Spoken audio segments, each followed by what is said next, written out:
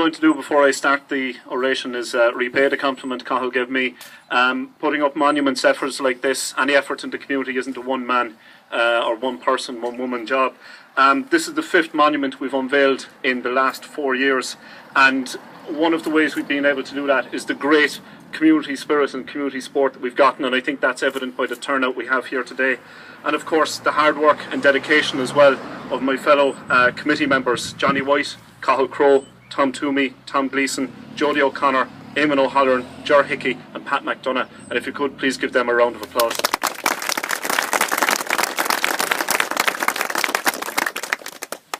On the 1st of June 1921, a shot rang out on Spike Island that not only robbed the White family of a son and a brother, it also extinguished the life of a young man who made a great contribution to politics, Gaelic games, his family and community.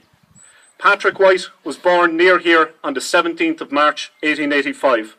By trade, he was a skilled carpenter and wheelwright whose labour helped support his family. He was a talented athlete and a great lover of Gaelic games. He made hurleys for the Meelick GAA club, and he played on the Meelick hurling team which won the 1917 County Intermediate Championship. He was a member of the Irish Republican Brotherhood, a founding member of the Meelick Company of the Irish Volunteers, and was later elected captain of the Meelick Company of the IRA's East Clare Brigade.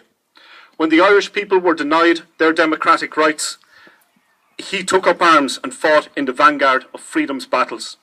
Following his participation in the Cratloe ambush, he was arrested by the British forces. He suffered torture at their hands. He was used as a human shield by them before being interned without trial at Spike Island Prison in Cork. What began as a hurling match between Republican prisoners on Spike Island ended in tragedy when Pádraig White was shot dead without warning by a British soldier. During the game of hurling, the schlitter rolled out of play beyond the wire into an area that was out of bounds for the prisoners. Pádraig White approached the British soldier on guard duty and asked for permission to retrieve the ball. The soldier instructed him to retrieve the schlitter, and when Pádraig White crossed the wire to do so, that very same soldier who had granted him permission shot Pádraig White dead at point blank range. The British inquiry into Pádraig White's killing was a farce. It heard no evidence from the Republican prisoners who had seen the shooting. Although it conceded that there had been no escape attempt, they ruled that the killing was lawful and exonerated the soldier who shot Pádraig White. The British inquiry even blamed Pádraig White, an unarmed prisoner, for his own death. One honest British officer, Colonel H.W. Higginson, who investigated the incident, denounced Pádraig White's killing as an act of crass stupidity. He used his influence in an attempt to have that soldier prosecuted. He found his actions blocked by senior military officers who were more interested in attempting to preserve the already tattered reputation of the British Army in Ireland than in that army's integrity.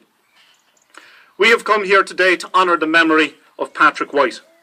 We do not commemorate him merely because he was Irish, because he was from our county, or because he attended our local school or our local church. We have come here for something greater than blind nationalism, shallow parochialism or tribalism. We are here because Pádraig White and the men and women of his generation who fought for freedom in the years between 1916 and 1921 stood for principles that we still aspire to. They wanted more than just separation from Britain. They sought to create a republic based on the principles which they had inherited from the United Irishmen of 1798 and the Fenians of 1867. This year marks the centenary of events which show just how progressive their politics were. 100 years ago, Republicans fought not just for Irish freedom, but also for women's freedom. In 1914, Republican women founded Commemora to fight for their rights. During the 1916 Rising, women like Dr. Kathleen Lynn and Margaret Skinner took up arms in the cause of the Irish Republic. In 1918, Constance Markievicz became not just the first woman elected in Britain or Ireland, but also, as Minister for Labour in Dáil Éireann, became the first female cabinet minister in Europe. This year also marks the centenary of the end of the Dublin lockout, when Republicans were to the fore in the struggle for workers' rights and a republic where citizens of all classes would be treated equally. The Republicans of Pádraig White's generation adhered to the principle first set out by Wolfe Tone and the United Irishmen, that Irish people from different religious backgrounds should unite in a common cause. This summer marks the 100th anniversary of the Howth gun running, when thousands of rifles were shipped to Dublin to arm those preparing to fight for Irish freedom. It is worth noting that the Howth gun running was organised almost exclusively by Protestant nationalists and Protestant Republicans. Just as the 1916 Rising brought together Fenians, socialists, nationalists and suffragettes, Catholics, Protestants, dissenters and atheists under the one Republican banner, it is a great honour for me to stand here today before people from different political traditions, from different backgrounds, with different views on modern politics, who have set those differences aside to support a common cause. And most of us who have come here today do not know oppression. We do not know military occupation, internment or hunger. The reason why we do not know these things is because men like Pádraig White did. And in the years between 1916 and 1921, they made a stand against them, risking their lives so that we might know liberty.